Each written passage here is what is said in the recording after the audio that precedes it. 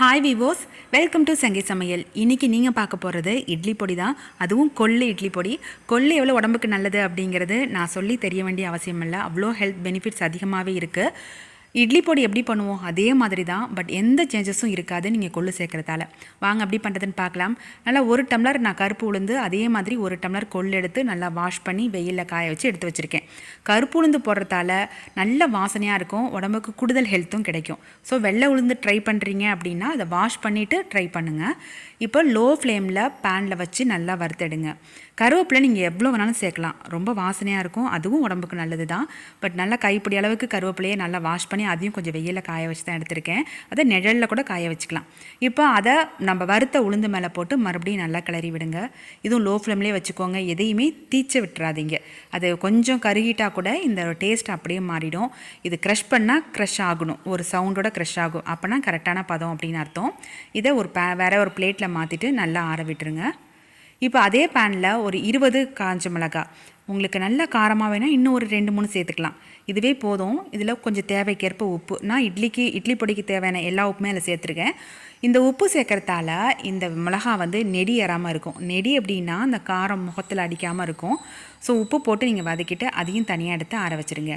இப்போது 2 table spoon வந்து கொத்தமல்லி எடுத்திருக்கேன். ஒரு முழு டேபிள் ஸ்பூன் இருக்கு இல்லையா, அதால் 2 டேபிள் ஸ்பூன். அதுக்கு மேலே போகாதீங்க, கொத்தமல்லி ஸ்மெல் வரும். அதுக்காக 2 டேபிள் ஸ்பூன் மட்டும் எடுத்தால் போதும். அதுவும் லைட்டாக வறுத்துட்டு அதையும் ஆற வச்சுருங்க. மறுபடியும் 2 டேபிள் ஸ்பூன் கடலைப்பருப்பு எடுத்துருக்கேன், அதையும் லோ ஃப்ளேமில் வறுத்து எடுத்து அதையும் தனியாக எடுத்து ஆற வச்சுருங்க. இப்போது ஒரு 4 டேபிள் ஸ்பூன் அளவுக்கு எள்ளு சேர்க்கணும். எள்ளு சேர்க்குறதால இந்த பொடி அவ்வளோ வாசனையாக இருக்கும். ஸோ மறக்காமல் எள்ளு சேருங்க. நான் இட்லி பொடியில் பொதுவாக பூண்டு சேர்க்குறது கிடையாது, அதுக்கு பதில் எள்ளு சேர்த்துப்பேன். நீங்கள் எள்ளு சேர்த்து ஒரு தடவை ட்ரை பண்ணி பாருங்கள், சூப்பராக இருக்கும். எள்ளு சேர்த்துட்டு நீங்கள் பூண்டும் சேர்த்திங்கன்னா அந்த ஸ்மெல் எனக்கு நல்லா இருக்காது. ஸோ பூண்டை ஸ்கிப் பண்ணிவிட்டு 4 டேபிள் ஸ்பூன் எள்ளு சேர்த்து அதை நல்லா கருக விடாமல் வறுத்துட்டு அதையும் தனியாக எடுத்து ஆற வச்சுருங்க. அவ்வளோதான், நம்மளுடைய எல்லா மெஷர்மெண்ட்டோட இந்த கொள்ளு இட்லி பொடி அரைக்கிறதுக்கு ரெடி ஆகிடுச்சு. இப்போ முக்கியமான ஒரு இன்க்ரீடியன்ட் சேர்த்தாகணும், அதுதான் கட்டி பெருங்காயம்.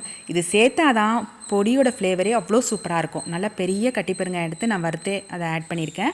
இல்லை கட்டி பெருங்காயத்தோட மெஷர்மெண்ட் தெரியாதவங்க 2 டேபிள் ஸ்பூன் பெருங்காயத்தூள் ஆட் பண்ணிக்கோங்க அரைக்கும்போது. அவ்வளோதான், ஆற வச்சு மிக்ஸி ஜாரில் நல்லா ஃபைன் பவுடர் அரைச்சிக்கோங்க.